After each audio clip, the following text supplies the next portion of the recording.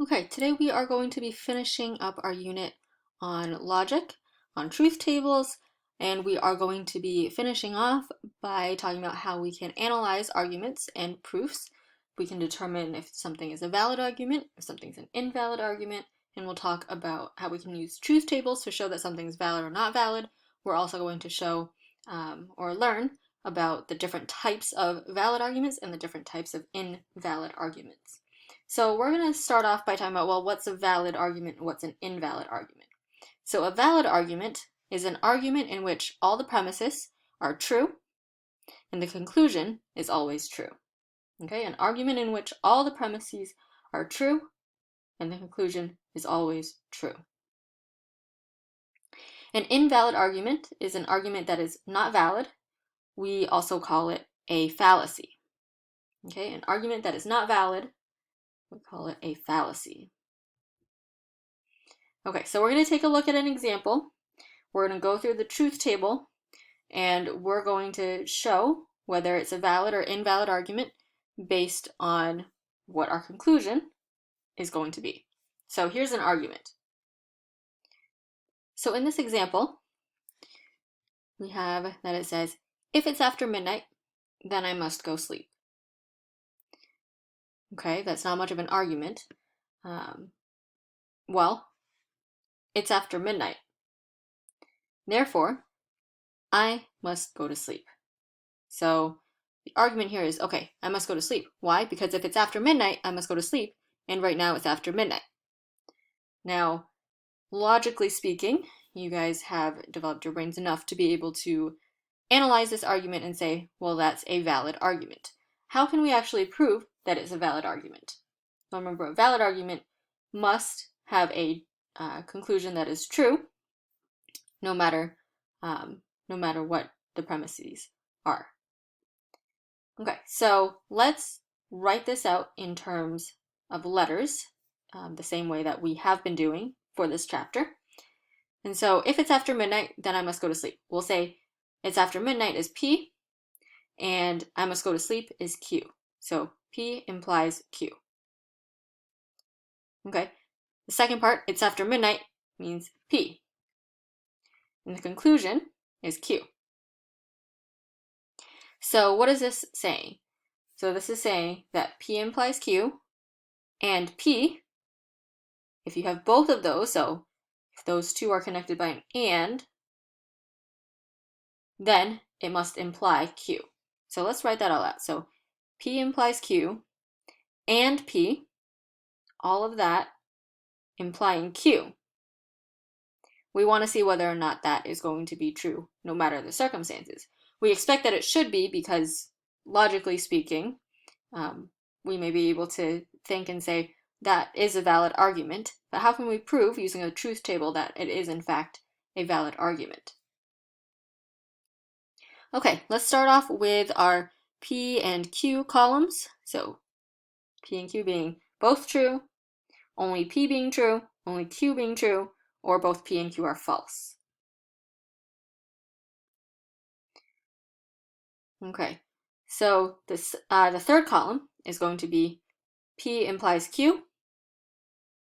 Now remember, for P implies Q, or if P then Q, this is always true except if P is true and Q is false. So this is going to be true, false, true, true.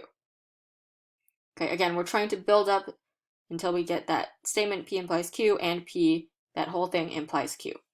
So in the next column, we're going to tack on another part. So P implies Q and P. So now we're looking at the third column and the first column. If both of those are true, then we know this statement is going to be true. If even one of them is false, then it's false. So this is true, false, false, false. Okay, and the last column is that the fourth column implies Q. Now again, remember, the only case in which if P then Q is going to be false is if the first statement is true and the second statement is false. So right now we're looking at the fourth column and we're looking at the second column. And then in this case, we have true implies true, which is true. False implies false, that's true. False implies true, that's true. And false implies false, that's true. So we have shown that because in this last column everything is true, that this must in fact be a valid argument.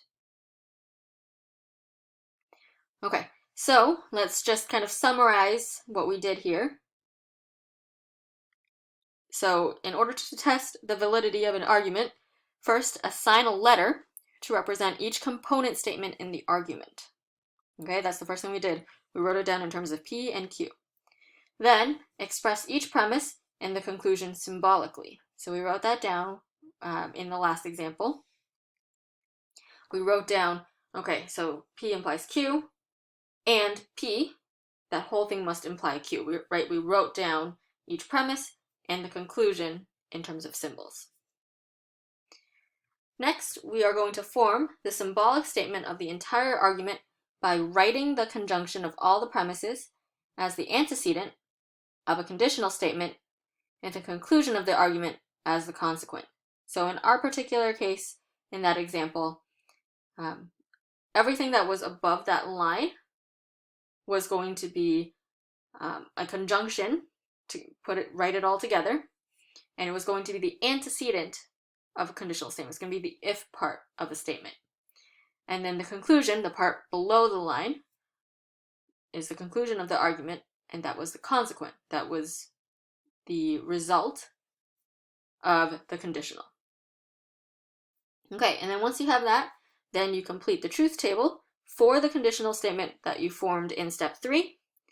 If it's always true, then the argument is valid.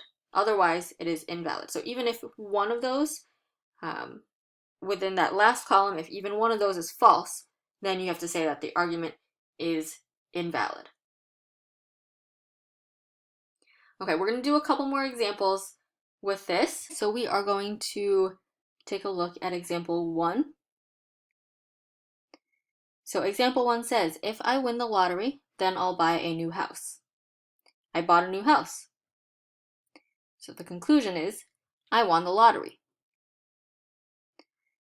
Okay, so let's write this out in terms of our letters. So in the first one, if I win the lottery, then I'll buy a new house. I would say that's P implies Q, or if P, then Q. I bought a new house, that's Q. And then our conclusion is P. Okay, so now let's write this out and say, okay, everything before the line, so P implies Q, and Q, all of those imply P. Okay, so you always take everything before the line, write those as a conjunction, and as a conjunction, that entire thing implies what's below the line, the conclusion of the argument. Okay, so let's go ahead again and start with P and Q in our first 2 columns here. We're going to build up to the last column, so we'll start with P implies Q. Again, this is only going to be false if P is true and Q is false, so we have true, false, true, true. The next column, we're going to have the conjunction of P implies Q and Q. So now we're looking at the third column and the second column. Again, remember this is only true if both those columns give you something that's true.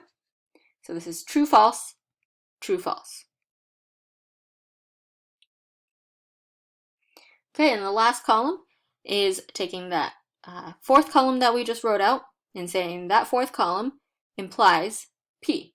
So now we're looking at the fourth column and the first column. Again, remembering that the one case in which the conditional is going to be false is if the first statement is true, the second statement is false, which looks like the third row there. So this is going to be true, true, false, true. Now, because in this last column here, we have even just one false, we can say that this argument is invalid. Now, you can also think about this think it out through logically, without the truth table. If I win the lottery, then I'll buy a new house. I bought a new house, but just because I bought a new house doesn't necessarily mean I won the lottery. Maybe I inherited some money, so I was able to buy a new house. So we would say that this is an invalid argument. We can't conclude that I won the lottery just because I bought a new house. Okay, let's try the next example. If I could be in 2 places at the same time, I would come to your game. I did not come to your game. Conclusion, I cannot be in 2 places at the same time. Okay, so again, let's start by writing this out with our symbols. So P implies Q. So if I could be in 2 places at the same time as P, I would come to your game, that's Q. I did not come to your game. Okay, so that's not Q. And the conclusion is not P. So now let's write down what we are trying to determine as a valid argument or invalid argument.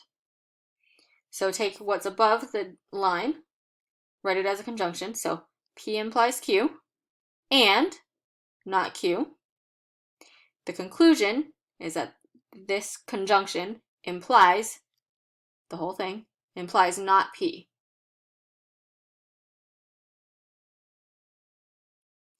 All right, let's fill out the table. So here's our P and Q columns. P implies Q.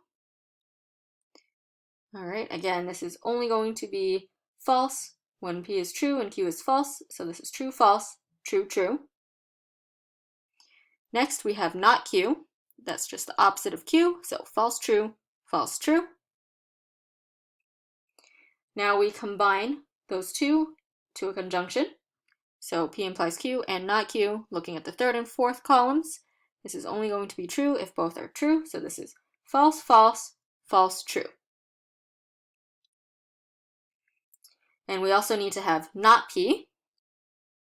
So not P is just the opposite of P. So that's false, false, true, true. And our conclusion is going to take that 5th column and say that it implies the 6th column.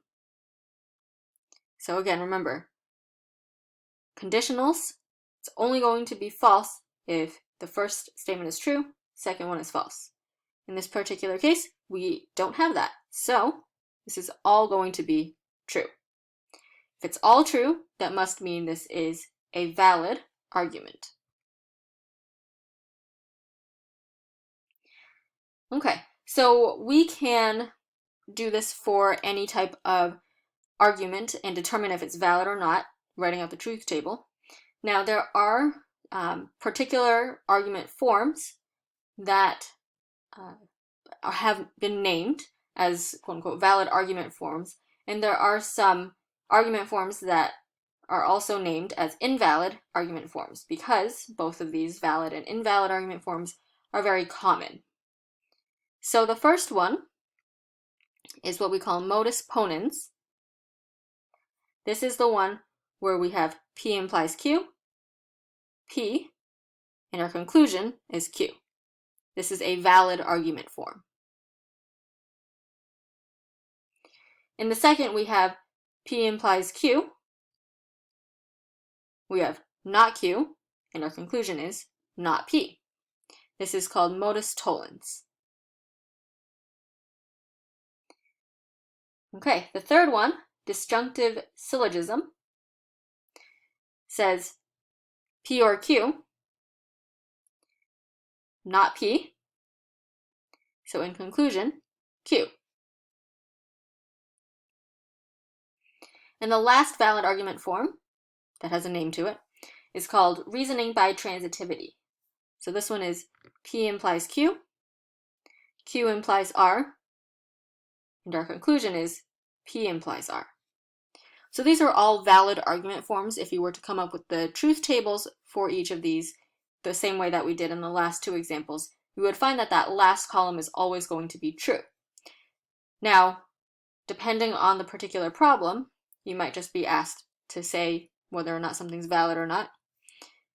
You could say that something is valid and say what argument form it is, and therefore it's valid.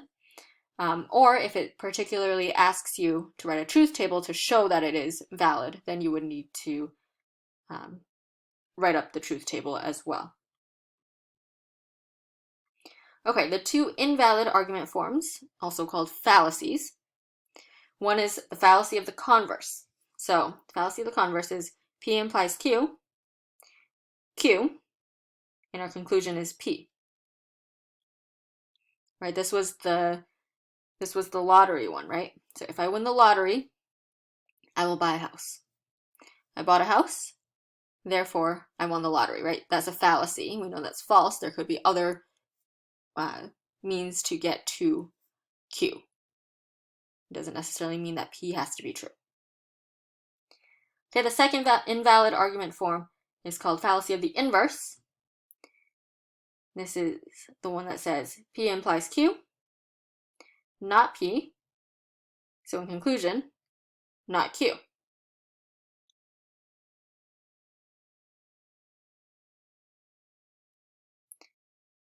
Okay, so those are, again, invalid argument forms.